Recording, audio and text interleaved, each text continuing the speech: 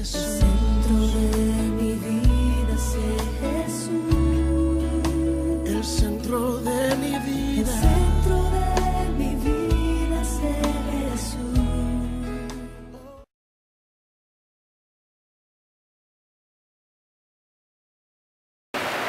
Y hablamos acerca de la gloria de Dios. Así es que vamos a darle continuidad.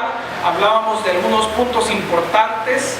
A ver si me ayudan con la diapositiva. Hablábamos, el primer punto del que hablábamos es: ¿puedo yo darle gloria a Dios? ¿Se acuerdan que hablábamos de eso? Y decíamos que a veces nosotros decimos: ah, sí, puedo darle gloria a Dios. ¿Cómo? Cuando digo gloria a Dios. Eso no es darle gloria a Dios. Veíamos, tal vez ponemos el punto número 1, adelante de eso. Ahí está. Muy bien. Dice el punto número 1: ¿puedo yo darle gloria a Dios? Leíamos en Juan 5:41 que dice la Biblia que gloria, ¿de qué dice? Gloria de los hombres no recibe. ¿Por qué? Porque el hombre, cuando no ha sido transformado por medio del Espíritu Santo, cuando no ha sido restaurado, cuando no ha sido tocado por la obra redentora del Espíritu Santo, en vano es que diga gloria a Dios, porque no lo está haciendo con el espíritu o la motivación correcta. Así es que, más que decirle, mire, muchas veces dijimos gloria a Dios, pero no sirvió de nada, porque no ese es el punto, sino el punto de este estudio es abrirnos el entendimiento o quitar los velos que nosotros tenemos, porque venimos acostumbrados a un esquema religioso donde decíamos que orar o que rezar era darle gloria a Dios o entrar en momentos íntimos con el Señor, cuando dice claramente la palabra: cuando oréis al Señor, orad de la siguiente manera. Primero, reconociendo al Padre, dice: Padre nuestro que estás en los cielos. Segundo, dice: santificarlo, santificado sea tu nombre. Pero ¿cómo hacemos nosotros el proceso de volverlo Padre y de volverlo Santo?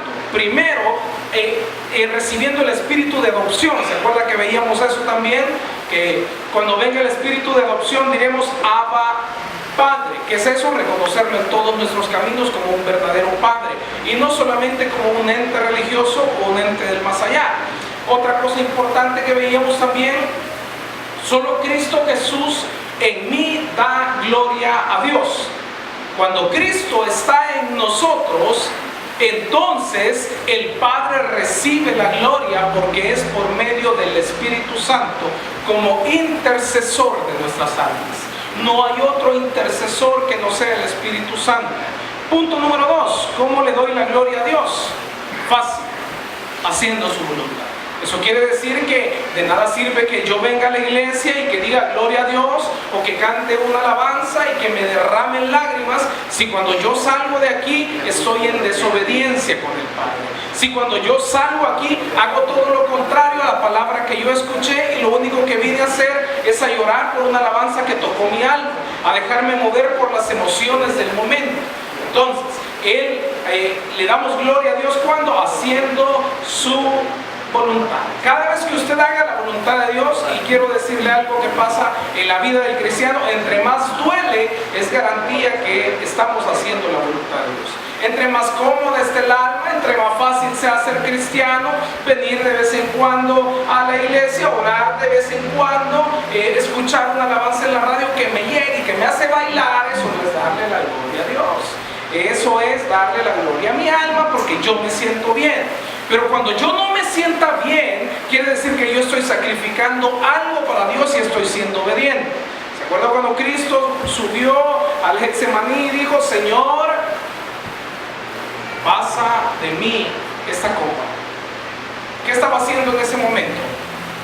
Estaba pidiendo al Señor misericordia y le estaba diciendo: Señor, que no se haga tu voluntad. Más, le dijo después: mejor que se haga tu voluntad, mejor que se haga lo que tú quieras. Le aseguro que cuando Jesús estaba en la cruz no fue nada divertido.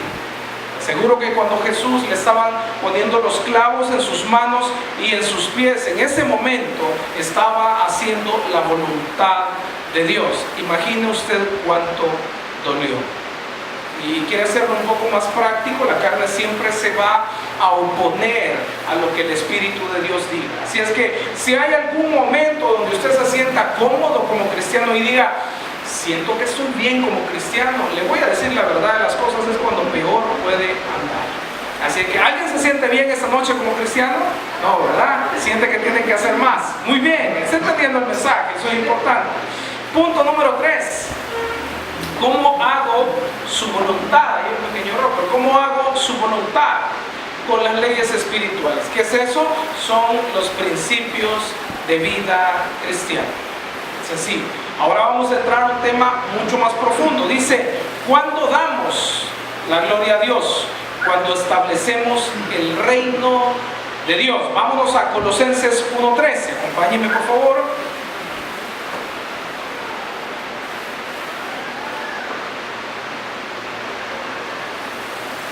¿Lo tenemos?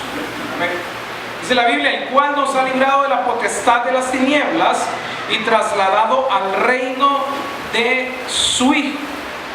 Ahora, quiero explicarle algo muy importante. Cuando damos gloria a Dios, cuando establecemos el reino de Dios. Vámonos a la siguiente diapositiva, por favor. Y dice, ¿cómo establezco el reino de Dios?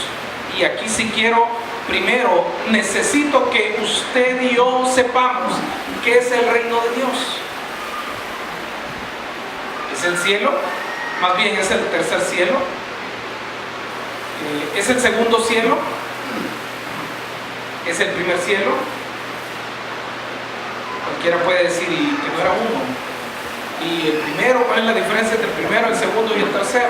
Ahora yo le voy a explicar. Cuando nosotros hacemos la oración del Padre Nuestro, dice, hágase tu voluntad así en el cielo como en la tierra. Es el principio de establecimiento del reino. Entonces, ¿qué es el reino? En pocas palabras, el reino de Dios es su voluntad.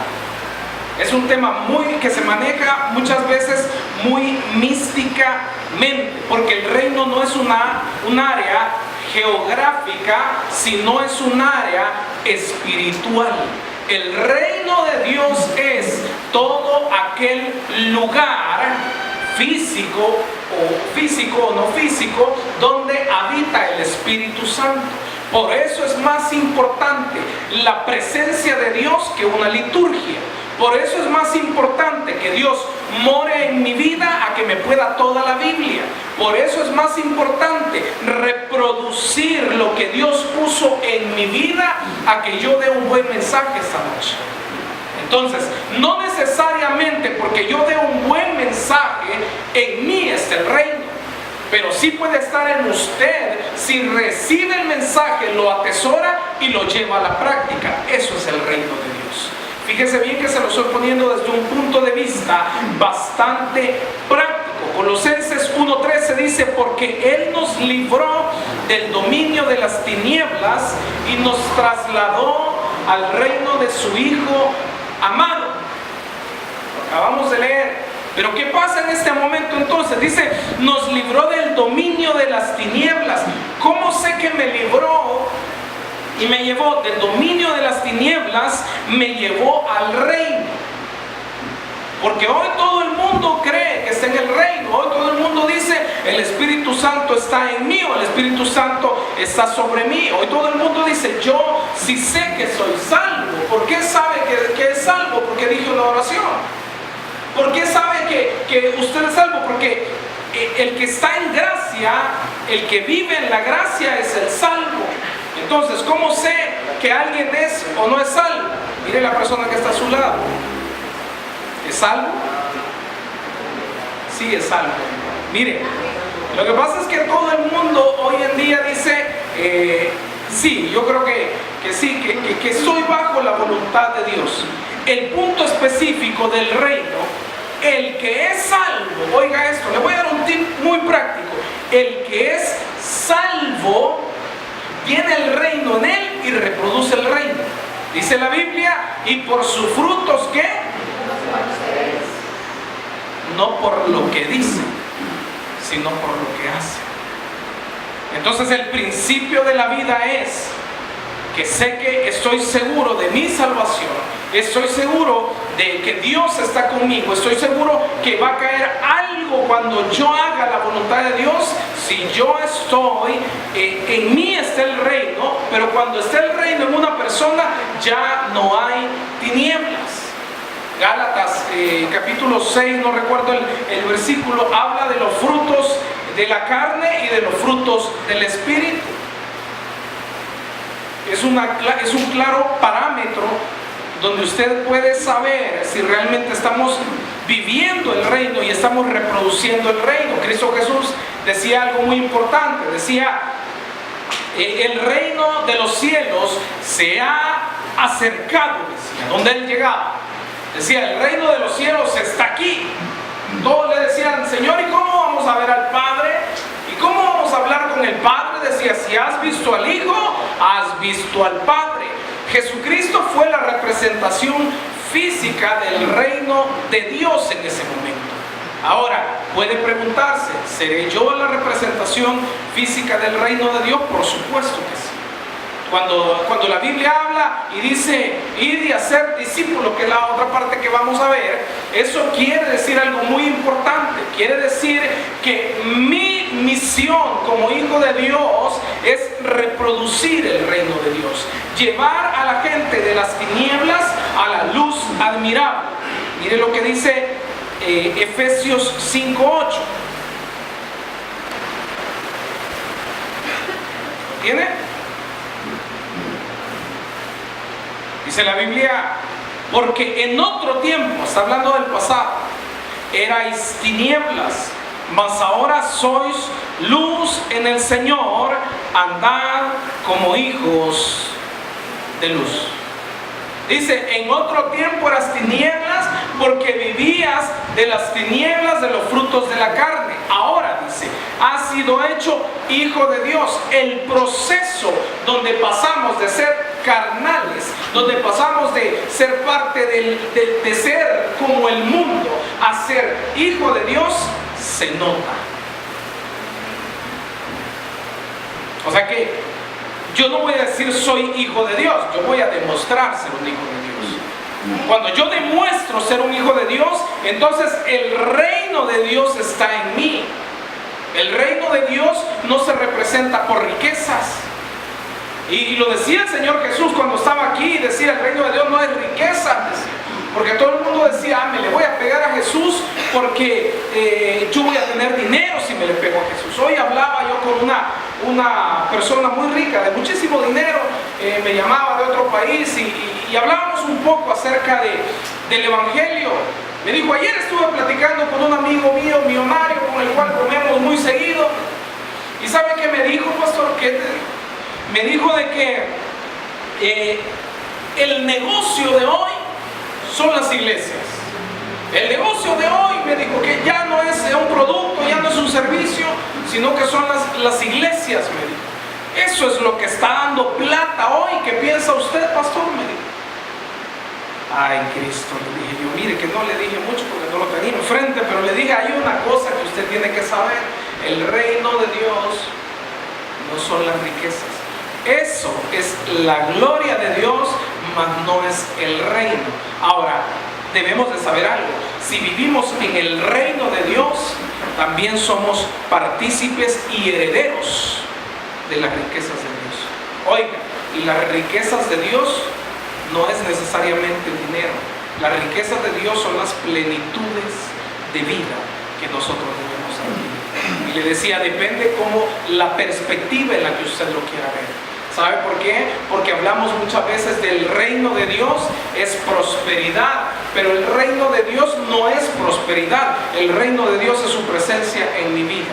Ahora, no podemos negar que el Señor prospera a quien Él quiere y como Él quiere. Pero si nuestro fin es hacer plata, fíjese bien que hubo una tendencia que dijeron, yo creo que se lo conté el miércoles pasado, que decían que los discípulos se le habían pegado a Jesús para comer de shoto todos los días. Así, sabe que es una tendencia helenista gnóstica, donde dice, pero ¿qué pasó con los discípulos? ¿Sabe qué? Llegaron a decir la siguiente herejía. Dijeron que los discípulos, cuando Jesús murió y le pusieron la piedra en el sepulcro, ellos lo fueron a sacar y lo llevaron a otro lugar. ¿Sabe para qué? Para que la gente siguiera creyendo que Él había resucitado y ellos vivieran del Evangelio. ¿Por qué entonces toda la gente relaciona el reino de Dios con el dinero o con la plata? Porque es una herejía o es una mentira práctica y fácil de poder trabajar a la gente para que base el reino o la presencia de Dios en el dinero. Entonces, si el reino de Dios fuera el dinero, porque hay mucha gente millonaria infeliz, porque hay mucha gente millonaria con enfermedades incurables, porque hay mucha gente millonaria con hogares destruidos, porque no es el dinero. Miren lo que dice también, ¿en qué momento nos encontramos en tinieblas? Porque dice que lo trajo de las tinieblas y lo trajo a la luz. Entonces, ¿cuándo sé que ya soy parte del reino de los cielos? Cuando soy luz. Y oiga lo que le voy a decir, yo hablaba de un tema el domingo. Y yo les decía que hoy en día nos acostumbramos a creer que ser parte del reino de Dios es que donde yo pongo la planta de mi pie, todo reverdece. Que si es un desierto, yo pongo la planta del pie, todo reverdece y comienza a dar frutos y una gran abundancia y una gran fiesta y decimos, pues sí, es que yo porto el reino de Dios. ¿Y sabe cuál es la realidad de las cosas? Es que cuando somos parte del reino de Dios, Dios nos manda a lugares donde hay tinieblas para que seamos luz.